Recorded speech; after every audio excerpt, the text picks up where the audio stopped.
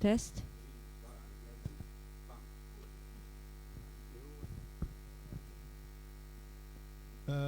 Good evening. Thank you very much for coming tonight.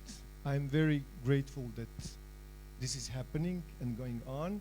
Thank you very much for coming. Thank you very much for coming. Me personally, I'm very honored and delighted that this is happening, and I'm looking forward to this talk, which will be hosted by Tijana Mišković, and approximately we will have like 45 minutes or 1 hour, 60 minutes talk, and then we can have some questions from our audience, and I wish you great talk. Please. Thank you, Irfan, and thank you for coming. We have the pleasure to be here with great artists and one person from the University of Copenhagen, Thea Sindbæk, and I can start with her because she's not the typical profile here because we are at an art exhibition. Thea, she's working at the University of Copenhagen in the Department of Cultural and Transregional and Cultural Studies, and she has been writing on the region of Balkans and former Yugoslavia and teaching as well. So the rest of the group are visual artists. They are all living in Copenhagen today, and they have been studying at the Danish art academies. And I will not use so much time to introduce their CVs because we are very limited. With 45, 60 minutes, we have to start talking about our topic. So I will just say their names. Suada Demirović, Amel Ibrahimović, Amel Ibrahimović, and Ismar Čirkinagić. They will tell us about their works. Some of them are exhibited here, and I will try to make them say something also about the topic that connects us in this exhibition. And I have chosen to take the title of the exhibition as a point of departure. In English it is In Search of Other Space of Belonging, and in Bosnian it is U potrazi za drugim, prostorom, pripadnosti. Pripadnost or belonging is the key word which I would like to open up and maybe deconstruct a bit in this process because it's not an easy concept. And I believe that artists who are living in Denmark but originally from here, already in their positioning, they are questioning these aspects of what it is to belong and how different of their works are negotiating this type of belonging.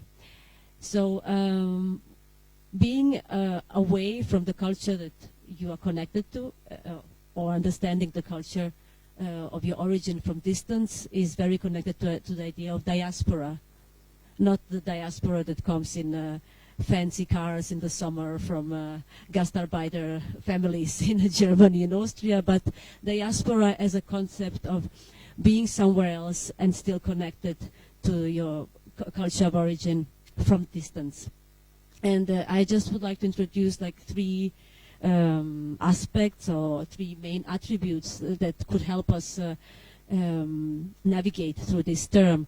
And Robin Cohn, based on William Safran's theory, talks about three attributes. One of them is a dispersal from the place of origin. Normally it's a center from where the dispersal is happening.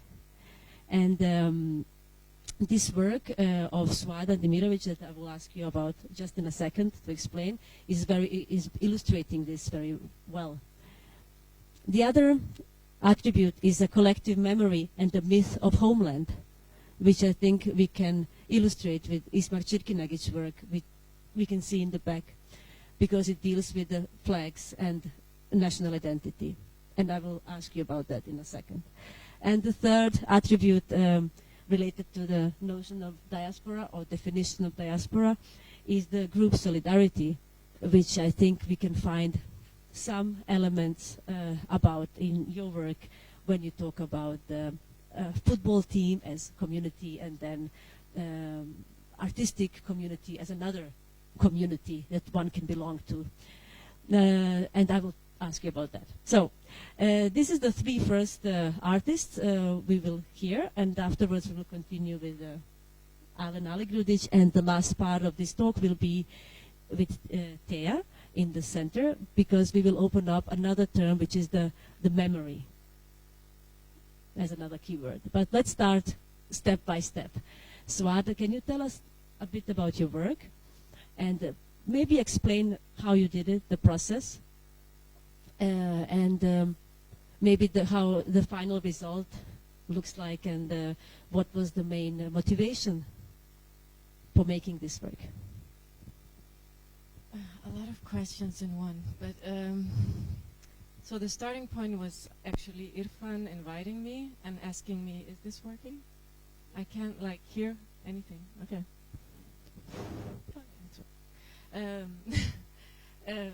So when Irfan invited me, I started simply asking myself, how can I add anything to this subject at all? Being the background is that I am my parents came to Denmark in the 60s and 70s, so I'm like a post-migrant child. So actually it was not an easy thing, but the way I solved it was to do a work with my mother, which is hanging right there, and the way it relates to belonging in a more concrete way, or the work belongs to belonging or connects to belonging, is this it's needlework, and it's something that I grew up with in my home, and more specifically also on a broader term in my within the women in my family worked a lot with needleworks in general, partly to kind of ensure the household finances. So I remember being a child or a young girl helping them with these needleworks a lot. So that was on one level. Another level was this doing the work with my mother, which took 4 months to create together, was a process of creating a space where we could, where the work is about mapping the family's, we use the term, the roots or dispersal, which is many. There's a lot of that in my family. So beginning from the First World War, describing 3 generations of that, of roots. Oh, so there are many in my family travel to east, to Turkey, and then later on a lot of them travel to West Europe and the States. Yeah, did I? Thank you. I wish you could see the work in live, because it's really tactile, and the idea that you did it with your mother is quite touching, and brings some really important layer to the work. So the next question is to Ismar Čirkinagić, and the second attribute I mentioned before, which is the collective memory and the myth of a homeland. And I would like to question this idea of homeland in relation to your work, which is illustrating flags, but also the idea of the oceanic feeling, because the work is called Ocean Europe. Can you elaborate on these aspects? Question. It's what is a homeland? I mean, for us, that most of us, we grew up in Yugoslavia. That was our homeland at the point. and we have a flag. And at one point, the land has disintegrated. There was no idea, even ideology. They were standing, everything disintegrated, and the flag left like something useless. And then you start, to the time, ask yourself, every one of us gets one of the republics to be part of it, and to take it, like continue from there as like your homeland. But when you get yourself in that position, you start to ask yourself, what is a homeland? And I cannot stress more idea of, I always repeating that, but I'll do it once again. When in the book, this Skin by Curzio Malaparte, he talks about when he saw the body of the rundown Italian peasant by the American tanks. He looked on that, what is left of it, and that skin that was glued to the concrete, and he said that was the only homeland he ever had. That skin was only homeland he ever had, that peasant. And in a way, I mean, we can look on our homeland. The homelands, it can always change. It's I mean, the idea of the state or belonging to the political context, it's easily could be changed. I mean, we have to figure out what we really understand through that homeland. And in that context, what is idea? Can you channelize all that feeling, all that through the some three colors or two colors, couple of stars, and can you gather all that feeling of belonging to a certain place in a form of two-dimensional symbol? I mean, talking about flags. And as I mentioned, the work is called Ocean Europe. Ocean Europe, yeah. And just to explain to the audience that might not... idea coming from merging psychological state of oceanic feeling, so-called oceanic feeling, and on the other side, physical form of flags of European countries. Not European Union, but European, for complete Europe. Of course, you can get that idea in the context of the whole world, but we round up, or at least I round up that under these 50 flags of European countries, and the idea was to hijack the photos of or images of the flags from internet and then bring them to the Photoshop, and through the process in the Photoshop, it disintegrated. I mean, Photoshop calculated. Represented the colors on the file or a flag, doesn't matter, and he calculated the middle value of the colors and then make that monochrome void that's later on is printed on the color paper or not printed like like on a film paper. Yeah, and the beautiful thing is that actually.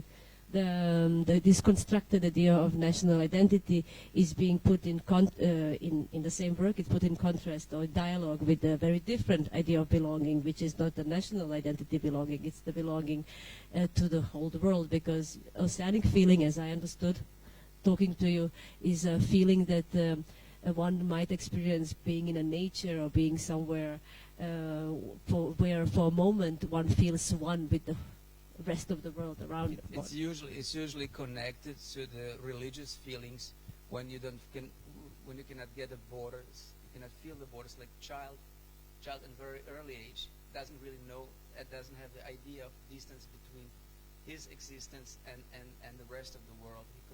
In the early age, at least, that's what I read.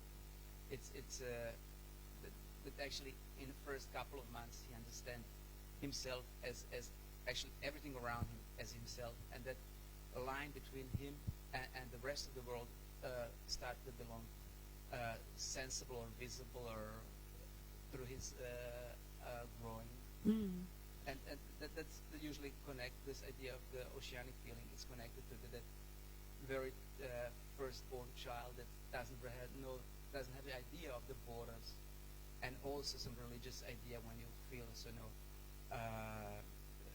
above this average idea of existence, where you feel so borderless in a sense.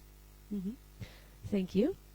Well, and then to finalize my small circle of illustrating what diaspora might mean, with the third attribute, with group solidarity. So there is something about the group solidarity that I think we can find in your work because of the football, and also your idea of being part of the art world as another community. Can you just say some words on that, and later we can talk about your work from another perspective with Okay, memory. I will try. So there is a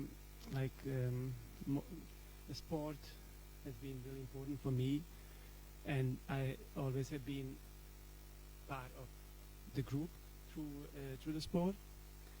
And first it started in former Yugoslavia, like Socialistic Federative Republic, Yugoslavia, where the sport was really important part of the national identity. So when I was a kid, I was spotted on the parking lot, what is parking space? Yeah, exactly. And I was taken to the club and started to play football. And in this work that I have here, that feeling of belonging to the group. So at that moment it was a group of boys because we was playing in the same football club. But it could also have been developed with a group of girls. It's so when I started making art, I asked myself, what can I do? What is that I can? And I can sport. I know football, I know sport, and I was very honest and very true. And I started with this series of drawings, which we have here, the part of that. And this is made in 99, so it's 20 years ago. And just shortly to say what it is, the images was, there was 3 channels. The one was the memory, like just connecting to the images that don't exist anymore. The second one was connecting through the sports magazine. And the third one was the images that were kind of from the refugee camp in Denmark. And there was a birthday in 1994, and it was 16th of October, the same day as today. And we had this huge party in the refugee camp, 50 people. And somebody took the pictures. And later when I started on Art Academy, I saw these images, and then I tried to, what I did, I put the football clothes on this group. So that was the start. But when we come to the memory, then we can see how this is revised. So, yeah, okay, cool. To say exactly this transition between the football collectivity and then becoming part of the art world as a new collectivity, and the refugee camp being another one. But also to taking part in the Danish idrætskultur, which is the sports culture, which is really well developed, and which is really important part of our Danish identity, because the people in the sports culture is really supporting other people, and you have a possibility to enter and be part of something as a group. And that was really important for me. My change from Bosnia and Yugoslavia to Denmark was really smooth through football. Yeah, that's it. Well, thank you. And then, so I wanted to start like this to open up this idea of the plural cultural affiliation that I think these artists share with this diasporic positioning. And one aspect that is also key aspect is the distance, and being familiar and not really familiar at the same time to the culture one belongs to or one observes from the distance. Your photo series, which is bigger than what we see here, but there is a selection exhibited by Bihać, is called Familiarities. And itis is in the brackets. So it's like, actually it's unfamiliar familiarities. Yeah, and I wanted you to elaborate a little bit more about this feeling of experiencing your culture, because the motives are from the ex-Yugoslavian landscapes and contexts, which is the culture you come from, you could say. And this familiarity and not familiarity, can you say some more words on that? Yeah, actually the project is kind of ongoing still, and it started around 2009 idea, kind of cooking, and it started with very particular quote from Boris Groys. The book is called Art Power, and the essay it's called Europe and Its Others. And in this context, this is actually, I took former Yugoslavia because I have all the luggage I have, but I think it's reflecting on the all other Europe, which means everything basically, Yugoslavia and everything else behind the Iron Curtain. So what Grice is stressing there is the idea that in order for us to feel familiar with the things, we need also something foreign to be able to distance from. And as he says, like this ballet between these two cannot be stopped at once, because the familiar needs the alien in order to recognize itself. So I think this work started mostly as my kind of frustration of a lot of misunderstanding that Western world has about as much our region as much the rest. And I think it can be like even spread further, you know, like let's keep it on Europe here. But original idea was, I thought I will cover the whole Eastern Bloc, but then for logistic reasons and stuff, I thought, okay, I better focus on area I know.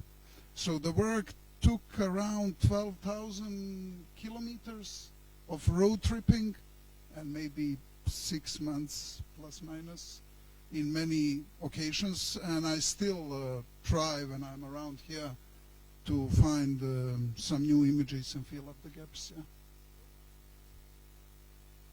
Thank you. And I think this is the right moment to switch the keyword from diaspora to memory. And maybe this idea of the traveling and the constant negotiation that we have been hearing in the first examples, it also relates to the idea of the traveling memory and the memory that is being mediated and remediated in different contexts and times and places. So, Thea, could you maybe tell us something a bit more, maybe just general about memory and mediation from your perspective? And I know you worked with literature, so you might also want to mention that. And afterwards, I think it would be nice to point or pull out some aspects of memory from the artworks here in the exhibition. Yes, thank you. I'm very happy to try to do that. And I am especially happy because it's such an interesting context to try to do it in, to sort of connect what's really at play with trying to communicate memory. What are we doing with it? And I think we need to think about it. And I think these artworks do it wonderfully well, make us think about it. As I see it, the thing is that memory is just definitely one of the essential factors of identity and belonging. And it's because it's through memory that we build our identity individually, but also collectively as groups. So we create stories about ourselves. We create them out of our experience, but we also create as groups stories about who we are, where we come from how we became the group. So there's a building up of shared experience. So there's definitely that, and we need that also to be able to orientate ourselves in the world at all, to sort of create, if you want, an archive of experience, both individually and collectively. So we basically need to share that as well, to become groups, to be individuals to each other, to be together and to be social beings at all. And what's at stake here, I think, at this exhibition is that we are looking at ways in which memories are being shared and thus made collective. These wonderful people here are actually producing ways of sharing memories and interacting with other people about what memories are, what memory can be. The mediation of memory happens in so many different, as you say, media. So be it politically spread, be it political talks, monuments, literature, but definitely also art. And I think all of these ways of mediating are super important because we really do need to share memories. We do need to share them both to sort of understand each other's, but also just basically to understand what it means to be human. What's the human condition? What kinds of experiences can it involve to be a human being? How can we be a group together if we do not understand what our identities are based on, what kind of experiences we have? So it's really crucial that we do that. And I think what we are looking at here are, if you want, a little bit bravely experiments of how can you communicate what a memory is. How can you share such a memory? So the thing about sharing a memory is also that it's not just sharing an information, right? A lot of these types of memory mediation forces the receiver to get involved. So the theory of prosthetic memory would say that because you need to invest your own physiology in trying to receive, trying to understand, trying to interpret, you need to use your imagination, which is basically the little connections in your mind. It's the physiological processes, it's the chemical changes that will happen inside you, bodily and physically, when you try to interact with what you're being informed about, or what the kind of message that's being sent to you. So inevitably, this will stay with you, physically encoded, if you like. So in that way, we start sharing memories, and thus we become humans who sort of understand each other and have a shared understanding of what the world may be. So the mediations that we're looking at here are special to me because, as you said, Tijana, I primarily work with literature, and literature forces the receiver to participate in a particular way. You need to use your imagination. You need to create the images out of the lines of words that you're getting. But here we are looking mostly at visual works, and that sort of communicates in a different way. To me, at least, it's more ambiguous. I'm never quite sure. I can see a message, but there's also a lot that I'm not certain about. And also there's this thing about a lot of messages being communicated at once. So visually you take in the whole thing in one, and I find that deeply fascinating, and it sort of allows for the complexity also of what memory is. So if we sort of would just say a little bit about the sort of grand memory theories, we could say that the issue of mediation is what we see here. The issue of remediation, the recirculation of the narrative, the getting back to the memory and sending it out again, is probably what you're doing, Amel, in the work over here, which is the first memory, which is already a communication of a memory, and you're demonstrating the football clubs you were in, but then you are remediating it here in a different setup and in a new collection, giving it again a new meaning, and that is basically what remediation would be about, and that is what we need to keep memory alive and to keep us thinking about it. And perhaps we could talk about Suada's work as an example of what we call post-memory. Really that thing about memories walking through generations. We share them. They are passed on to us in personal connections, and we then reproduce them and keep them with us. So it's not your migration you are actually demonstrating. It's a migration of people that are connected to you. So it's a shared experience that you have taken with you from your mother, and you have reproduced it, and then you actually produced it here in a practical, live way, which is deeply fascinating and a wonderful example of what it also is, what memory can also be. Yeah. If you want to... What Tara was saying, but it's also about like how it starts, the process of memory. It starts now and here. You know, you can't think memory back or further. You know, it starts here by something like a trigger. So when Suada is sitting with her mother, the memory starts. Yes, and when I look at Suada's work, the memory moves on and happens in me. So and there's really touching, and it's also touching, like to see it in this context of here. It's really strong, yeah. I think you might want to read your text now. No, it's also because now we are really like warming up, you know. It's so I just need to say that for my work, but also for many others of my colleagues here, the concept of dislocation is one of the main concept. And I work with dislocation as the act of displacing or the state of being displaced. Dislocation is an artistic act where you dislocate something or a state of being dislocated. Dislocation can lead to reflection over the differences in the experience of then and now. That's how I work with it. If I connect that to my work here, so what we have here in 2021 is that the work which is made in 99 is dislocated, and what is going on here at the display is actually the work, the table is the work, and the drawings are just objects. So they have been traveling 22 years. So. Well, would you like to read the text, because Amel was informing me that there is a small personal text that he would like to read because it adds well to the work, and since we talk about this personal memory and the collective memory as two layers, maybe it's interesting for us to hear. Yeah. Thank you, Tijana. The text is here printed in the really small size, but it's because the Asgar, who is making always my graphic design, he wanted this as a, just to be seen on the computer, so you could zoom. But I will try. So in the former Yugoslavia, a sports football magazine called Tempo was published every Wednesday. Wednesday was wonderful if I had the money to spare on the magazine. I remember a winter Wednesday in the late 80s, the issue of Tempo to be released that particular Wednesday, containing a nice poster of a football team called Partizan Beograd. Partizan was my favorite football team at that point in time, and still is. Partizan Beograd had just won the national championship.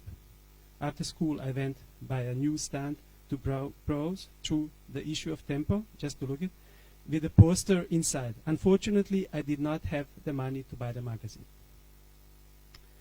Even worse, I did not have success in trying to convince my parents of the importance of obtaining poster of the most recent national champions. Having realized the chances of having the poster hanging on my wall were minimal, my world disintegrated. I tried to study, but the poster kept appearing before my eyes.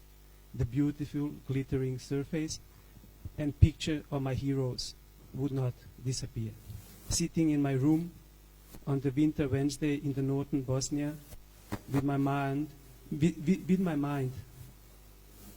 on the out of reach poster, I did not realize that my luck was about to change. The change of luck was personified in my uncle Muhammad, who came to visit unexpectedly that afternoon. Uncle Muhammad was a handsome, modest, and serious businessman. Uncle Muhammad worked as a store manager of the local supermarket in the small town he grew up, now lived, and still would have lived in if war did not happen. Uncle Muhammad escaped the war by moving to the United States, and today he works as a paramedic in the Detroit. Uncle Muhammad was always kind, concerned, and interested in how I was doing, in school and on the football field. We shared the same passion for the football, and both of us was the fans of Partizan Beograd.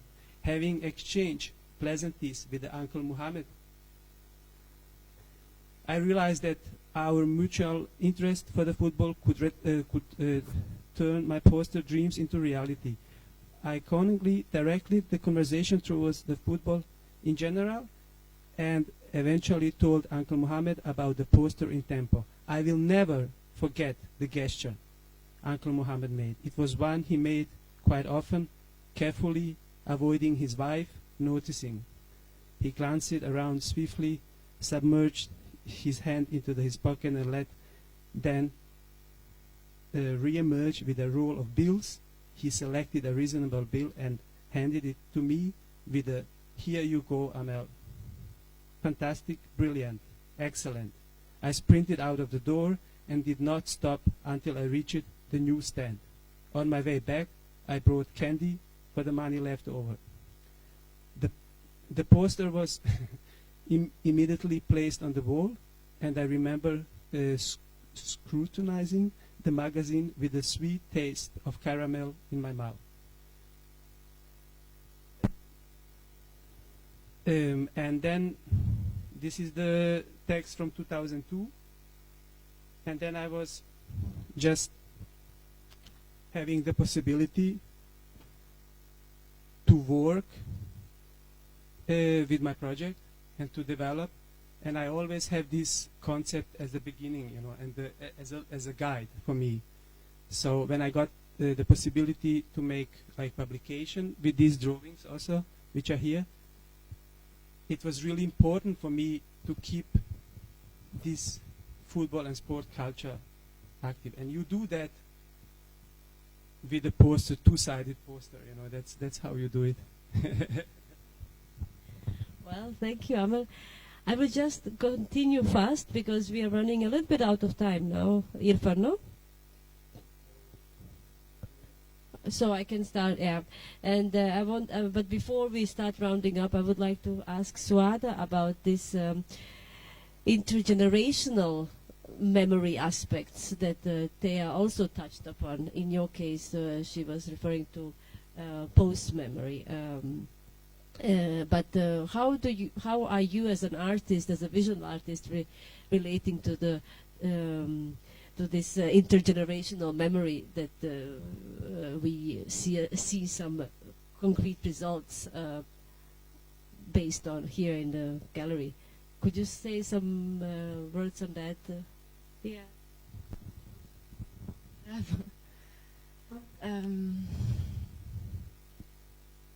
So it was very interesting what you said, but in my case, when you are a child of migrants, when your parents arrive to that new country, that's kind of like the departure for the child. So actually, in my context, I did not grow up with any collective or shared memory. And the reason is that the only, because I'm a second generation, is that the ones you share history with are also migrants, and all migrants are different, so you don't have a shared memory.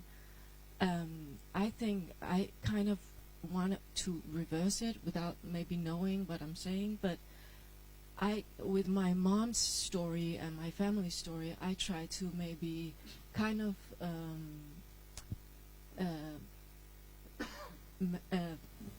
talk about the collective memory and the holes in it within a Danish context also, which is a lot. The stories of the migrant is often forgotten, and it's not visible, and it's not something that the Danish public or the Danish society is aware of.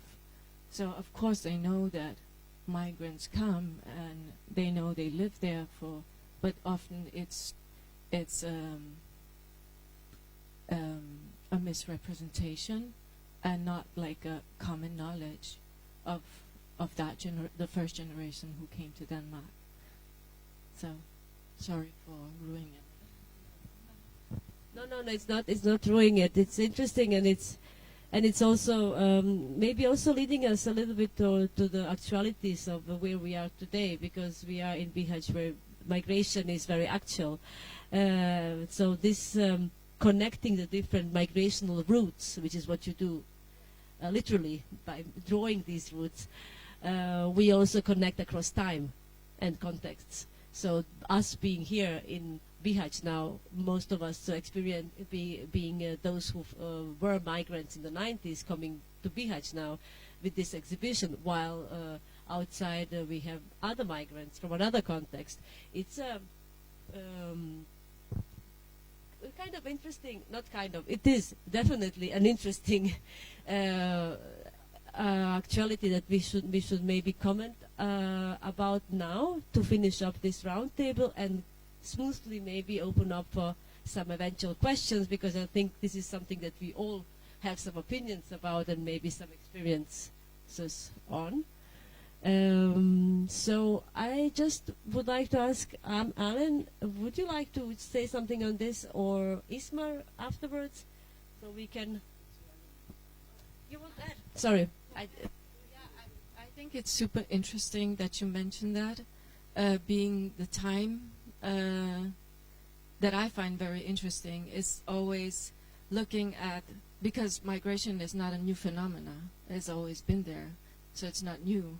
So in the context, like when my parents came to Denmark, bravo, and when you guys came to Denmark in the 90s, the difference for me is like the political climate.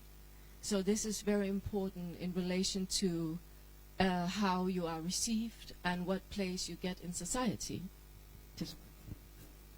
Great, it's a good. Well, would you like to add something, or Ismar afterwards? I can try. I don't know. Maybe I can refer to. Now we are opening up like more broad than only your I can words. maybe just refer to what we talked internally yesterday about, and like what really makes a difference between migration, as you said, that has been always there, but it was in a way easier. It's kind of paradoxical maybe, but it was. And the technology, as much as we love it, like we talked about the scanners and drones and all the barriers that these people have. I mean, I didn't have them 20 years ago. You know, there was like one patrol car that I had to escape, and it was enough to lay down, while these people, like, as I understood from locals, like out of 1,000, 2 passes. So the barriers are becoming tougher. As barriers are becoming tougher, narratives are becoming tougher. So this ballet between familiar and alien is becoming more of, I don't know how you would call, some kind of a distant dance, you know, like a ballet. It's not anymore a good word enough. So I think, like, for them, the world is just getting the worst place, actually. And, I mean, beside empathy, I feel quite powerless to even say anything about it, because we can scream, but that doesn't really help. Yeah. Sorry for pessimistic. That's really ending. No, there is. I think one thing we could also sort of put in a perspective, that is, when we talk about diaspora, reason how diaspora is created, what brought diaspora and that journey to some other country, and what brings it back. Because I think there is one small, maybe interesting segment in that. Are we coming back to what we call domovina, or are we coming back to what we call zavičaj? Because the first one brings the political aspect in a perspective. Other one brings just the need to be part of the first smells, first friendships, certain cultural things, food. But the other one brings that, and there is a difference also in diaspora who comes back to different parts. And some of them, they left Croatia, some of them like Pakistan, and some of them, of course, in our case, left Bosnia. Are we coming back to domovina? Are we coming back to zavičaj? I think that's a very important difference how we see the place we coming back. Do we come with a certain political expectation of what we're getting? I for the last period, I hardly recognize in a way this country as a mine, but I still recognize zavičaj, and that's the reason why I'm coming back to Bosnia and the rest of the region. So because everyone knows how things look like, and if they're gonna get better in the recent years, we don't know. We could work, but what I think great part of us, what brings us here, it is that feeling of zavičaj. Yeah, this multi-layered connections are quite interesting. We've had several examples of them today. And what you are saying that we come back, and when we come back, what are you coming back to? We left one country, which was Yugoslavia, then the Denmark, and then you come back to another country, which is a new country. So they are different. They are the places that we are navigating between are also changing simultaneously while we are navigating. So, and this is across time and space, but when we jump from one context to another, as we just did before with Suada's comment, the migration that we have experienced is now clashing with another migration which is taking place at this very moment. So the coexistence, can you say something to finalize maybe the coexistence of these different stories simultaneously, and maybe also from the perspective of memory? I'll have to invent a new theory, but I'm happy to try. Or maybe the multi-directional memory, these types there's of... definitely that going on, but I might also say that there's a double level, because on the analytical level, looking at the way we represent and try to explain things to each other, there's always a convergence. So we are always drawing on images that we already know, that we are then reiterating in a new way to sort of inevitably connect these events in our minds, and we then create an understanding. But I'm kind of thinking there's also on the really basic level that we just try to understand each other as human beings, and this is another example of a wild case here, where we sort of are struggling to understand, and it is super overwhelming. That was not very theoretical, but Can I say something? please do. Yeah. I think there is a concept of recognition, prepoznavanje, which is connecting our story with the stories of these people here around, but also our story to the people in 2015. And there is also like a memory of forgetting that people who experienced something in 90s are not able to connect that to the people now and here. And that is scary. That is really scary. So, yeah. Well, now we have opened up these keywords so much, so we are not any longer talking about exhibited artworks. And I think if somebody has some comments, it will be very natural to introduce them now, because we are soon finishing the discussion. Irfan, do you have something? So it was very inspiring to hear you talking and discussing, and I'm very grateful this is happening. Though I'm thinking this concept of like circling certain artists in one group because of their heritage, or maybe ethnical or national belonging or identity or whatever, let's say in this direction, how this would be perceived from Danish perspective. For example, if this show or this event or this kind of symposium or panel would be articulated or set up in Denmark, in Copenhagen.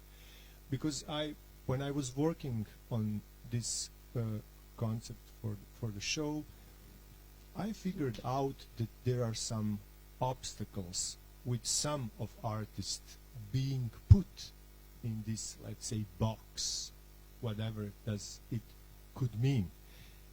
So I mean, maybe you can, whoever, I don't know, whoever feel can give an answer, try to give an answer.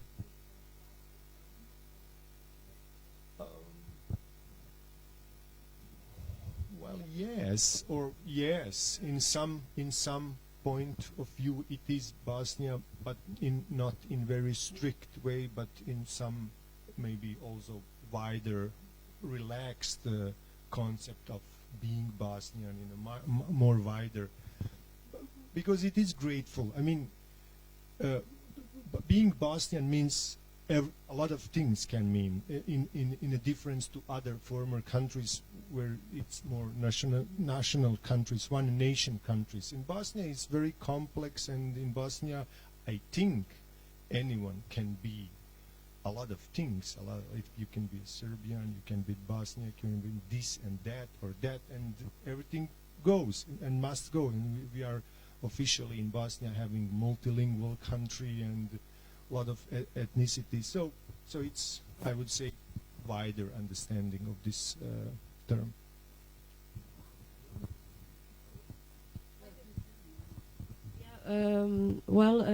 I do have some experiences with presenting these kind of exhibitions / seminars in the Danish context, which is what you were asking about.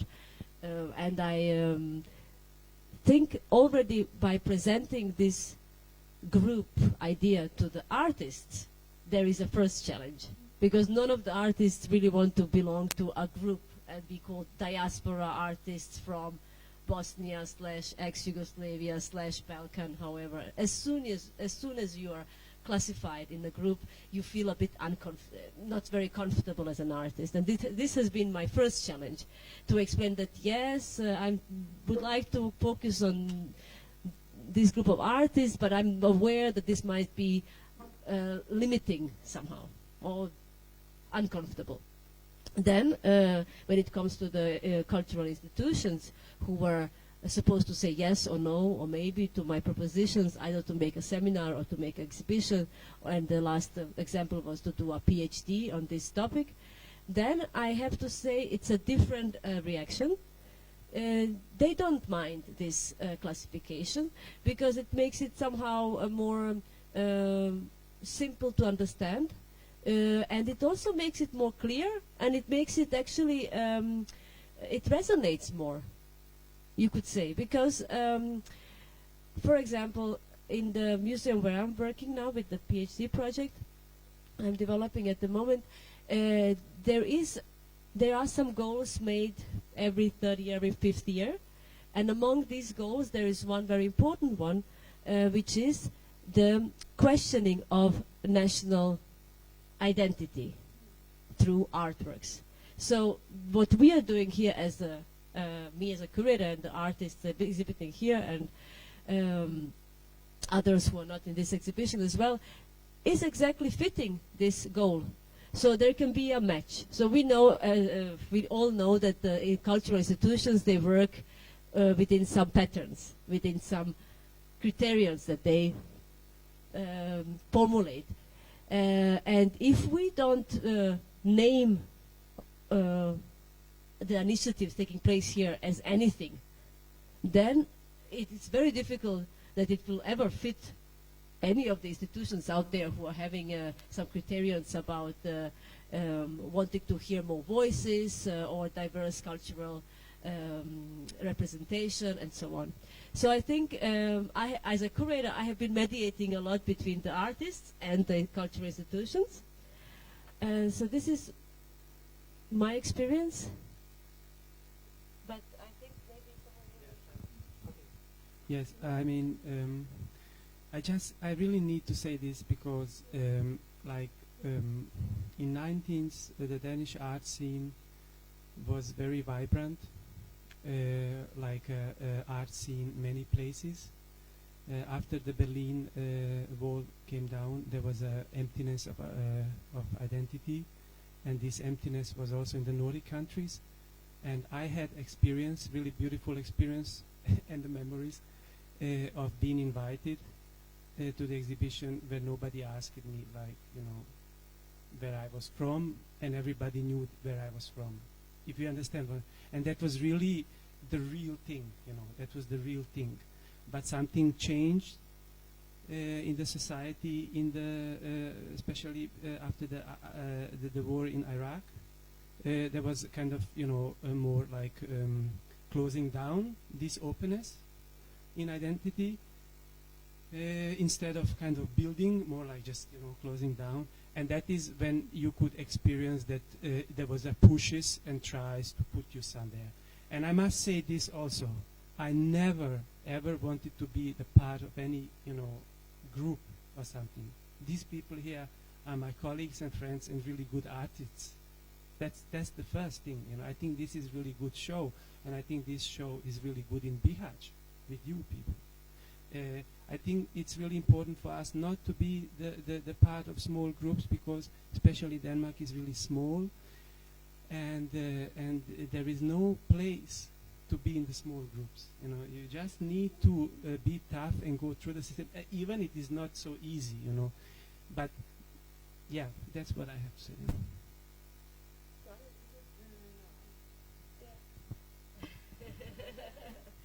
Well, yeah, and one more thing I can add to this idea of the Denmark, and in continuation of your question, is also an experience I have been having as a curator, moving between the two places. For example, making this exhibition here. If we imagine that this exhibition is moved to Copenhagen, what would happen? And the one thing that I'm sure it will happen is that the audience would receive it differently, because still the topics of these works are related to an experience of migration, either experienced or inherited experience. It is about, like Nermin's work, about migration taking place right now out there. It is about the idea of the national identity. It is about so many topics, but all of them related to an experience. So most of the people who came to the opening yesterday, they have similar experiences. So the works resonate different for them comparing to the audience in Denmark. Even though they would be interested, but it will be different disposition. I don't know if you would like to add something to Irfan's comment. Yeah, no? I can try to say something very short. If you want, it's not yeah, I think this thing about here and there, I think, or elsewhere, I think it's the Godard movie from '76, Here, There, and Elsewhere, that I think it's just the history is repeating, and the waves come and goes. Like as in some period these questions were hype in Denmark, the Danish scene is very conservative in a different way. Like they need something fresh here and there. And this is kind of exotic, so it's okay to have it here and there, but it won't be something that will be a constant. It will be something that will get a place in a period, then it will vanish, then it will get a place again. And I think it's very natural in such a homogeneous society, and it's also very understandable. I'm not trying to criticize it, I'm just like trying to make kind of, to sort of conclude it from my own perspective. Yeah. Do you have something? No, but this is just to Irfan, because like yesterday when we arrived, I was traveling like 12 hours to come here. I have never been here, and when we was here with the audience, and here like with the refugees around, and here in Bosnia and Herzegovina and Bihać, and with this show, you know, I was like really touched physically by that. I must say that. You know, I think this work that you, Tijana, and you, Irfan, has made really makes sense. This really makes sense. You know, this, and also for us, this is first time we have been having like parties, birthdays, New Year's evening, everything together. You know, we know each other. We respect each other's works, but we have never been exhibiting together. Yeah, I was really touched to see how good artists these people are. No, really, I mean that. No, this is good observation, and you already mentioned that the Bihać could be a good place to initiate those discussions about migration, because Bihać is right now one of the hot spots for the migrants on the so-called Balkan route, simply because it's very close to Italy and Trieste as main destinations for the real Europe, let's put it this way, because the migrants from the global south, they don't want to stay here. Some of them maybe they want to stay in Croatia, and little bit more in Slovenia, but majority want to reach Italy and to reach Germany and other countries. And if you just watch the map, European map, you will see that the Bihać and even Velika Kladuša, which is here very close in the region, are very close to Trieste, and this is the reason why Bihać became a hotspot. And for me personally, and for people here in at least in Krak, so we had a real desire to involve those people, migrants and refugees, to involve them in our program. In some particular programs more consequently and more deeply, but in some nothing else, but just to have them as an audience, not just as our fellow citizens, as our people around. But they are stigmatized. They don't. It's very hard to involve them. So with one of our last shows that we had a month ago, they were directly involved in one show, and we had to really pay real attention how to get them and involve them, and we achieved. This was successful. This time we tried just to get them here as audience, nothing actively, just passively, to have fun, to eat, to dance, to talk with us. And it was I will not say almost, it was not possible, because the life in those camps, which are run here around in our municipality, this is so complicated, and it's getting more complicated and more complicated because the state is, let's say, taking care officially more and more of those camps. Year ago, those camps has been run by Red Cross or any other organizations. Now they are run by state agencies for security, ministry, whatever, I don't know. And if you want to have, I don't know, 5 refugees, 10 refugees, or because you have to work on this way, you have to apply, can I have please 5 refugees to be allowed to travel to this show, and it doesn't work so simply. So the border, the fences of the camps are closed. They cannot. So this, I just wanted to add this. It's very complicated. So the issue on migrants here in Bihać is very, very important topic on a lot different levels.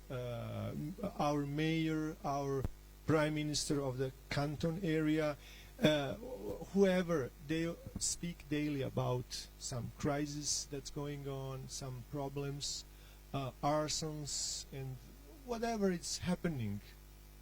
So having this show here in Bihać, which relates somehow to those topics, is very important.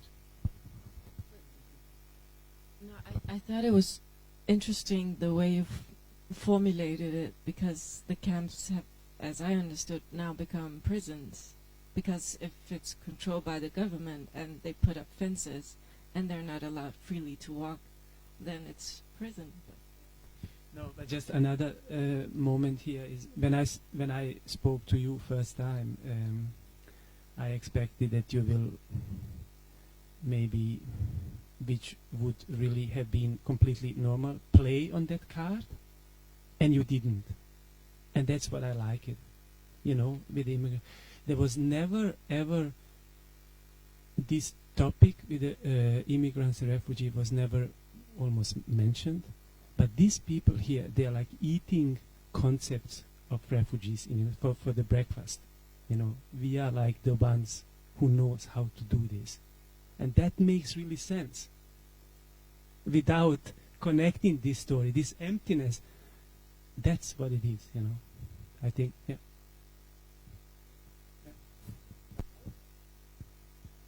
With a lot of compliments to Krak, to Irfan, but also to the team of Krak, which I find quite amazing.